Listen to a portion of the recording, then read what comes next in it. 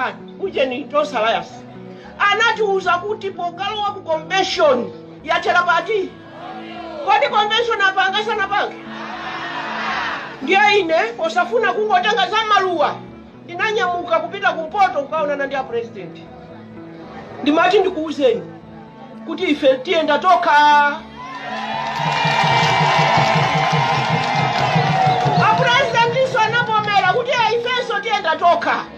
koma mmene zikuonekera palibe amene atakafika kupapetoko ndikukhala ndi 50+1